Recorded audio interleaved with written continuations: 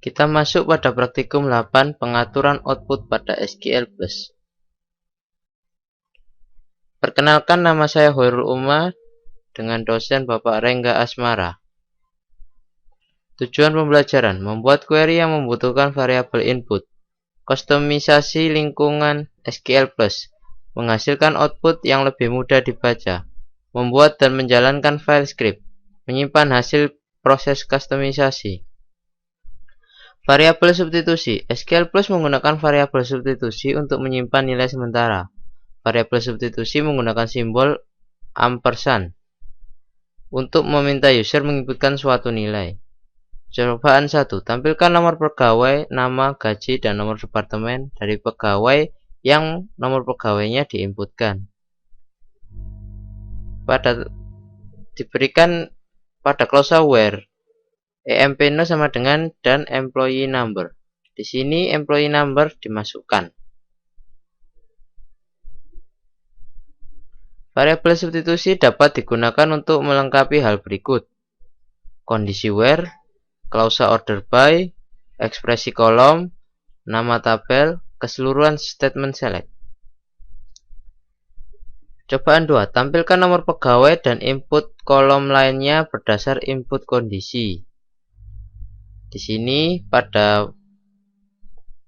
statement select dan kolom lain itu menandakan kolom apakah yang ingin ditampilkan itu diinputkan oleh user. Dan juga pada klausa where dan kondisi. Kondisi di sini seperti contoh depno sama dengan 10. Penggunaan perintah setVerify. Perintah setVerify digunakan untuk menampilkan teks keterangan sebelum dan sesudah SQL+ mengganti variabel substitusi dengan suatu nilai. Contoh: setVerify on. Select EMP0 iname shall depno from EMP where EMP0 dan employee number. Di sini user akan diminta menginputkan employee number.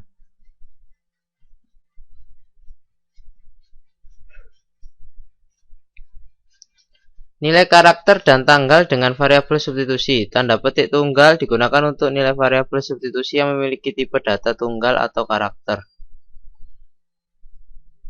Tampilkan nama pegawai, nomor departemen, gaji setahun untuk pegawai yang memiliki jenis pekerjaan sesuai dengan yang diinputkan.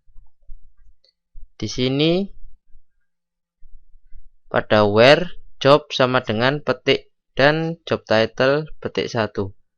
Di sini job title akan diinputkan oleh user.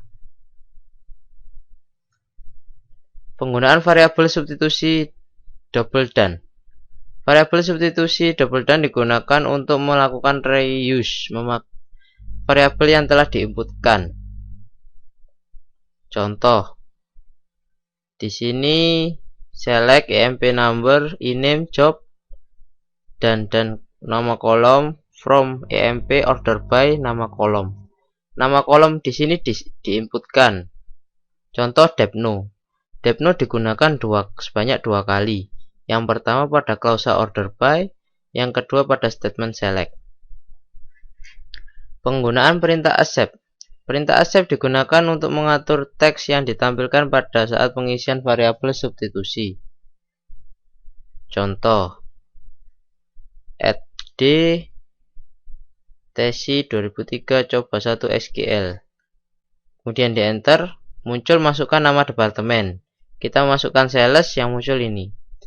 Isi dari file script coba 1.sql adalah accept dep from masukkan nama departemen, select bintang from dep where the name sama dengan upper dep, yaitu inputan tadi.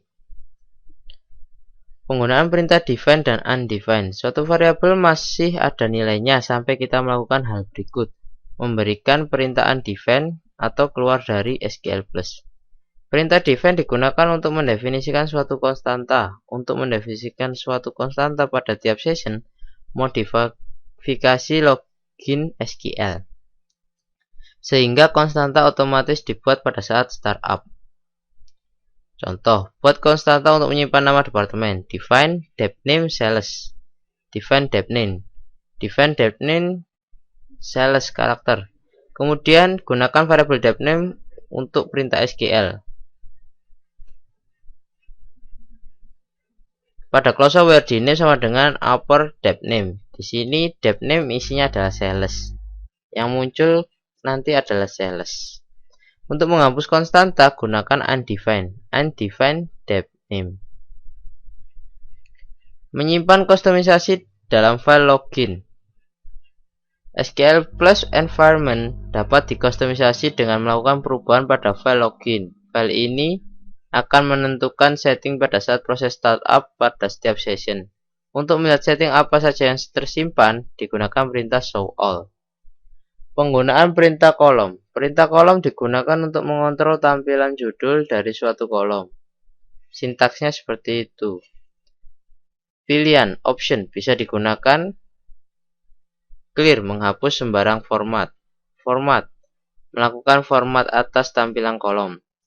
Heading mengatur judul kolom. Justify mengatur atas kiri dan kanan atau tengah. Penggunaan perintah t-title dan b-title. Penggunaan t-title dan b-title digunakan untuk menampilkan header dan footer. Sintaksnya seperti itu. Untuk mengeset report header, title salary report. Untuk mengeset footer b-title confidential. Kita masuk pada latihan soal. Buat file script untuk menampilkan report berikut.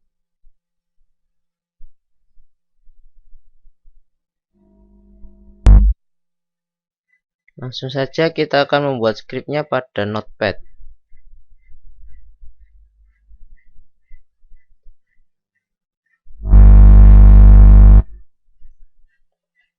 Buat skrip seperti ini, set backslash 22 line size ini adalah opsional. Untuk t-title-nya employee report, b-title-nya confidential. Set verify off, kolom iname, heading pegawai, air date, select iname from EMP between loaded and high date. Kemudian kita simpan di drive C dengan nama soal1.sql. Kita simpan. Yes.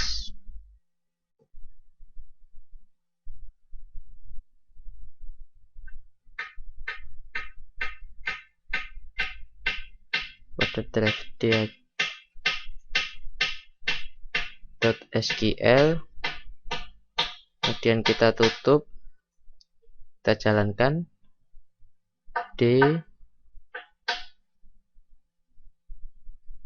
soal1.sql. Kita belum menambahkan accept. Nah, di sini kita akan diminta untuk memasukkan lower date-nya. Lower date pada soal adalah 01 Januari 81, enter. Kemudian high date 01 Januari 82. Hasilnya akan seperti berikut.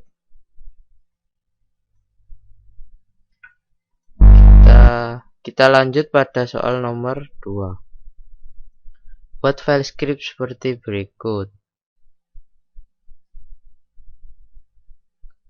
Kita buka Notepad lagi.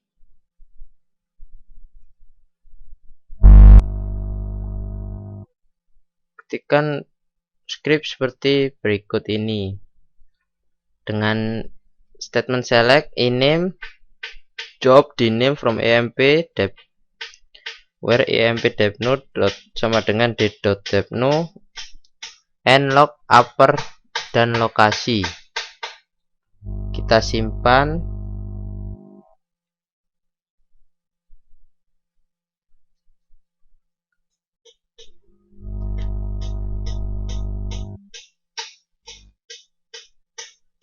soal 2.sql. Kita tutup, kemudian kita jalankan soal 2.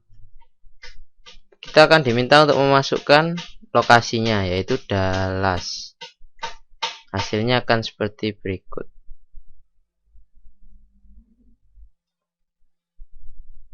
Sekian praktikum 8, terima kasih.